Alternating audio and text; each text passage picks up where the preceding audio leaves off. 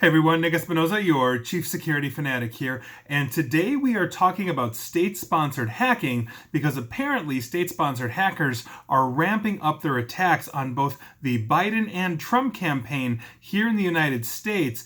And this is what's going on, and it's absolutely insane. Now, this is coming from multiple sources.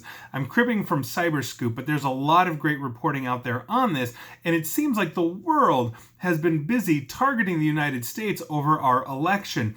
Now, here's what's going on.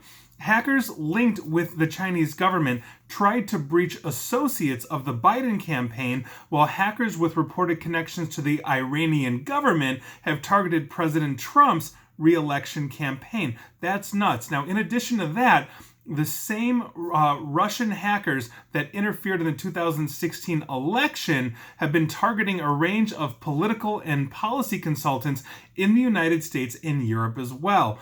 Microsoft, interestingly enough, is the one that is alerting us to this, as they've been tracking and attempting to thwart or remediate these kinds of situations. Now, the hacking attempt against the Biden and Trump campaigns were apparently unsuccessful, according to Microsoft, but they offered another example of foreign espionage efforts weeks before the presidential election. And according to Tom Burt, who is a Microsoft corporate vice president, in his blog post today said, and I quote, "We have directly notified those who were targeted or compromised so they can take action to protect themselves. The activity we are announcing today makes clear that foreign activity groups have stepped up their efforts targeting the 2020 election as had been anticipated and is consistent with what the U.S. government has reported."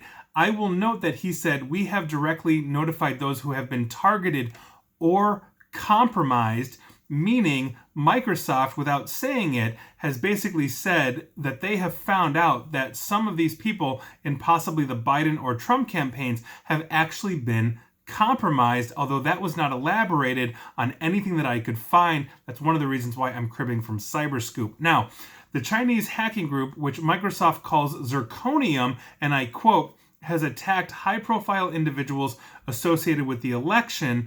This is obviously according to people affiliated with the Biden campaign and according to Tom Burt, that Microsoft VP. Phosphorus, which is the identifier for the Iranian hacking group, has continued to try and break into the personal accounts of Trump campaign associates.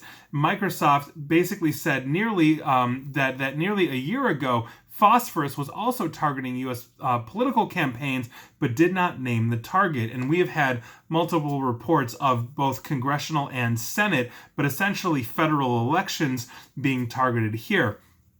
Now, the reason why I'm bringing this up is, one, Microsoft indicated, without specifically saying it, that they have found compromises, even though they're also saying that they've thwarted apparently most of this as well. So I'm curious to know if we're going to see anything regarding those compromises end up on something like WikiLeaks or whatever the website is. But this really underscores the need for the general public to understand that our election is attempting to be interfered with.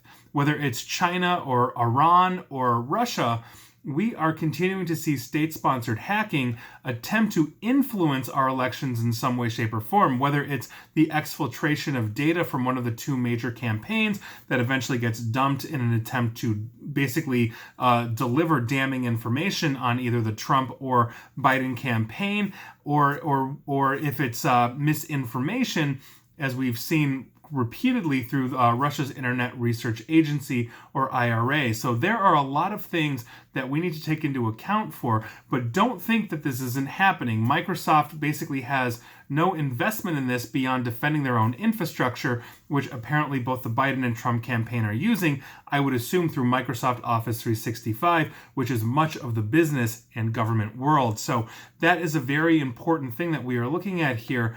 Expect more of this kind of information, but as always, yourself, even if you are connected to a campaign or not, we need to maintain vigilance. Enable that multi-factor authentication. Enable that good identity management. Make sure you're changing your passwords.